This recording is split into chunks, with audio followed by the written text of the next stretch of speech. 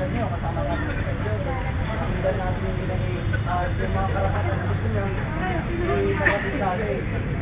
So, once kasi nung nagpunta tayo ron, mare-register tayo doon as a group. Ibig sabihin, sinusuportahan natin sila. Kasi parang nung nakikita ko rito, yung ginawa nilang exercise sa Tagaytay niya, parang siguro celebration dahil ang makagumpay nyo naman na paniwala yung pata. Hindi, ano? So, sinasabi yun. So, pag nagpunta tayo, pwede naman tayo pumunta ron eh. Yung problema ron. Kung gusto nyo, pwede tayo pumunta ron. Pero i-organize natin na mamaya, titignan natin kasi yung gusto pumunta. Pero ang episode kasi, positive na sa rider. Sa Laguna. Sa Laguna group. Lagalag. Kasi malapit lang naman sila nung pagod na pagod sa kanila.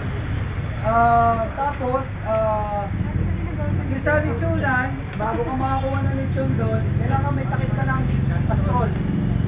And then ako makakasama pa kasi hindi pa ako pwede ma-adtag. Tulo! Tulo ako eh. Tulo ako. Sino gusto mag-Tagaytay ride? Dami gusto ah. Oh, sa Facebook ang dami nagtatanong tuloy ba Tagaytay ride natin? Wala daw pang Castrol. Hindi, kung ang iniisip nyo sa Castrol, meron naman tayong plan B.